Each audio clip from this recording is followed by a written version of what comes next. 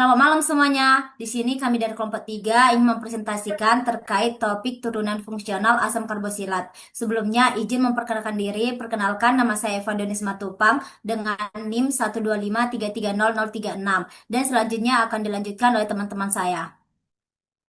Izin memperkenalkan diri, perkenalkan nama saya Nur Aida Fazria dengan NIM 12533000076. Ingin memperkenalkan diri, nama saya Lerian Tony Sinomora dengan NIM 125330038. Dan Gading Prasetya biasa dipanggil Gading dengan NIM 125330077. Diri, nama saya Pinky Tri Rahayu dengan NIM 125330060. Baik, di sini saya akan menjelaskan pengertian asam karboksilat. Apa itu asam karboksilat? Asam karboksilat yaitu senyawa organik yang mengandung gugus karboksil. Struktur umumnya yaitu RCOOH. Contohnya asam asetat dan asam format. Selanjutnya, apa sih itu turunan fungsional asam karboksilat? Turunan fungsional asam karboksilat yaitu senyawa yang diperoleh dengan mengganti gugus OH pada asam karboksilat dengan gugus lain. Baik, selanjutnya akan dijelaskan oleh teman-teman saya. Baik, di sini saya akan menjelaskan jenis-jenis turunan asam karboksilat. Yang pertama itu ada halida asil atau RCOX. Memiliki struktur umum yaitu RCOCl. Contohnya yaitu asetil klorida eh, atau CH3COCl. Memiliki dua sifat, yaitu yang pertama sangat reaktif dan mudah bereaksi dengan air. Kegunaannya yaitu bahan baku sintesis senyawa organik dan industri farmasi. Yang kedua, anhidrida asam memiliki struktur umum RCO2O. Contohnya yaitu anhidrida asetat memiliki dua sifat juga, reaktif tetapi lebih stabil dibanding halida asil dan tidak larut sempurna dalam air. Kegunaannya biasanya untuk pembuatan aspirin dan industri plastik dan tekstil. Yang ketiga itu ester atau RCOOR memiliki struktur umum yaitu RCOOR. Contohnya yaitu etil asetat, metil benzoat. Memiliki dua sifat, eh, biasanya berbau harum dan titik didih lebih rendah dibanding asam karboksilat. Biasanya pemanfaatan dari ester ini yaitu sebagai pewangi, untuk perasa makanan, dan sebagai pelarut. Dan yang terakhir itu ada amida, memiliki struktur umum RCONH2, contohnya yaitu asetamida, memiliki dua sifat. Sifat yang pertama yaitu ikatan hidrogen kuat dan titik didih yang tinggi. Terakhir yaitu nitril. Contoh dari nitril itu asetonitril, memiliki dua sifat, polar dan pelarut organik yang baik. Kegunaannya untuk sintesis obat-obatan dan pelarut laboratorium.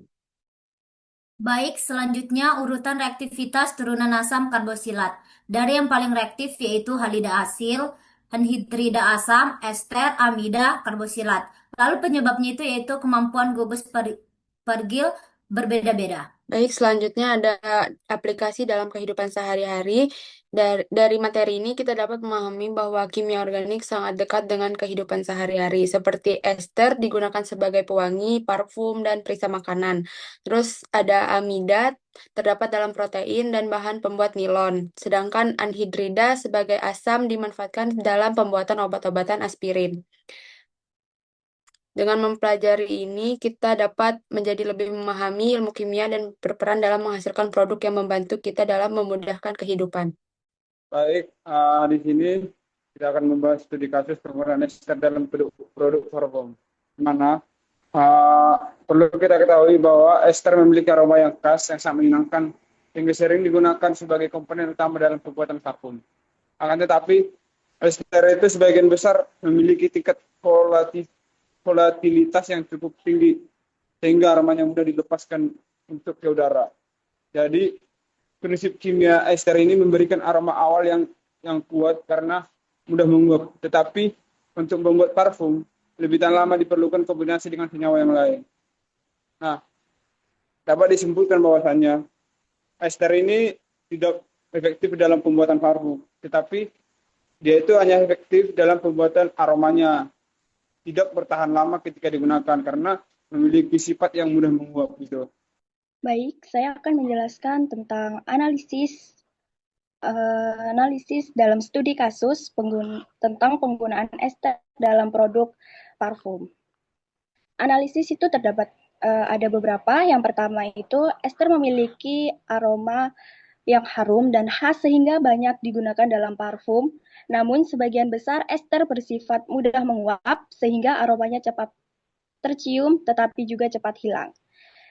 Yang kedua, semakin tinggi volatilitas ester, semakin cepat aroma parfum menguap. Yang ketiga, ketahanan aroma juga dipengaruhi oleh komposisi parfum dan bahan pengikat aroma, fisatif. Solusi dari studi kasus tersebut, perusahaan melakukan beberapa perbaikan. Yang pertama, mengombinasikan ester dengan senyawa aroma lain yang lebih tahan lama. Yang kedua, menambahkan fisatif untuk memperlambat penguapan aroma. Yang ketiga, menyesuaikan konsentrasi ester agar aroma tetap kuat namun tidak berlebihan. Dan yang terakhir, melakukan pengujian ketahanan aroma sebelum produk dipasarkan. Lalu berikut adalah gambar produk studi kasus yang telah kami analisiskan. Jadi, dapat disimpulkan bahwa turunan fungsional asam karboksilat adalah senyawa yang terbentuk ketika gugus hidroksil OH pada senyawa asam karboksilat diganti dengan gugus lain.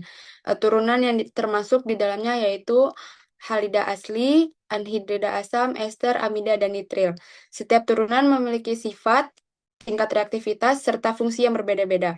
Senyawa-senyawa ini banyak dimanfaatkan dalam kehidupan sehari-hari, misalnya dimanfaatkan dalam pembuatan obat-obatan, bahan makanan, parfum, hingga berbagai jenis polimer atau plastik.